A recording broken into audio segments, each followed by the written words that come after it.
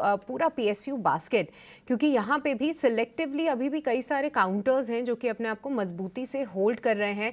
तो इस समय क्योंकि कई सारे तर्क आते हैं कि वैल्यूएशंस किस तरीके से हैं, साथ ही अगर कंपेयर करें कि इलेक्शन सीजन है उसको लेकर कई सारी कमेंट्रीज आती हैं। पर ऐसे में अगर किसी को एक्सपोजर और बढ़ाना हो या फिर एक फ्रेश एंट्री लेनी हो तो पीएसयू पैक में कोई सेलेक्टिव काउंटर्स जिस पे आपकी नजर है?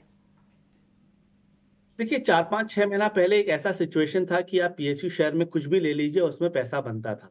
अब आई थिंक मेरे हिसाब से वो फेज़ गया क्योंकि जितनी बड़ी रैली आनी थी वो आ चुकी। सारे जो पॉजिटिव्स है वो ऑलरेडी फैक्टर इन हो चुके और वैल्यूएशन स्ट्रेच नहीं है क्योंकि ये सारे शेयर सिंगल डिजिट पीई से चले थे और अभी भी लो डबल डिजिट पीई पे है। तो एज़ सच कोई फ्रॉथ या कोई इतनी बड़ी हायर वैल्यूएशन ये सब में नहीं है और इसके कारण ये स्टेबल है। बट अगर आप चार्ट के हिसाब से जाएँ तो मुझे लगता नहीं है कि पीएसयू शेयर में इंडेक्स लेवल पे अगर आप देखें तो इतनी कोई बड़ी मोमेंटम जारी रहेगी। तो थोड़ा-सा रिस्क रिवॉर्ड अभी पीएसयू शेयरों में ठीक नहीं है। सो ओवरऑल बेसिस पे थोड़ी-सी दूर रहनी चाहिए। But with in the space momentum काफ़ी अच्छा है, तो 2 शेयर जो हमें अच्छे लगते हैं।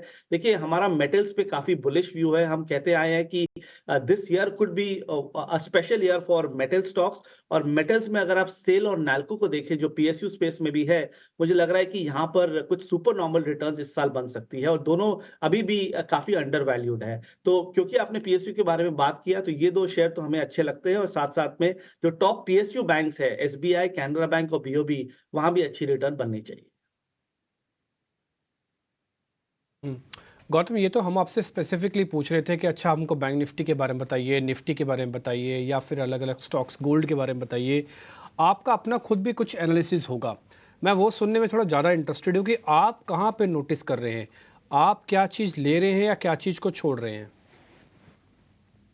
वेल जैसे मैंने कहा कि मुझे लगता है कि अगले 3 से 6 महीनों में मेटल्स और फार्मा 2 आउट परफॉर्मिंग सेक्टर्स रहेंगे। मेटल्स में आपने देखा कि पिछले 2-3 दिन में क्या हुआ, जिस तरह से टाटा स्टील चला है, जिस तरह से जेएसपीएल चला है, मुझे लग रहा है कि कुछ अलग ही हो रहा है। जो फंडामेंटल फैक्टर्स है वो धीरे-धीरे अब डिस्काउंट हो रही है। क्योंकि चाइना का जो रिकवरी है, अगर वो होता है तो I think that will be a big positive for this industry और इंडियन जो जो कंपनीज है मेटल स्पेस में वो बहुत बड़े बेनिफिशियरीज बन जाएंगे। तो चार्ट में तो इंडिकेशन आ गई है, फंडामेंटल ट्रिगर्स मेरे हिसाब से धीरे धीरे अगले 2-3 महीना में आ जाएंगे। तो जैसे मैंने कहा JSPL, JSW steel, Tata steel, Hindalco और नाल्को और सेल, ये मेरे हिसाब से सबसे बेस्ट अपॉर्चुनिटीज है अभी लार्ज कैप में। इसके साथ साथ में अगर आप फार्मा देखें, पिछले 2 महीनों में इतनी अच्छी करेक्शन आई, उसके बावजूद फार्मा से इंडेक्स इतना स्ट्रांग है। सन फार्मा देखिए हमारा फेवरेट है, अभी भी चल रहा है और यहाँ से भी 20% की तेजी आनी चाहिए। सिप्ला अच्छा लगता है, डॉक्टर रेड्डीज अच्छा लगता है। तो सेफ्टी के हिसाब से फार्मा फार्मा और मेटल्स हमारे टॉप पिक्स है और उसके साथ साथ में बैंक्स मेरे हिसाब से सरप्राइज कर सकते हैं और रिलायंस को भूलना नहीं है कि मुझे लगता है कि यहाँ यहाँ से रिलायंस में भी 15% की तेजी आ सकती है।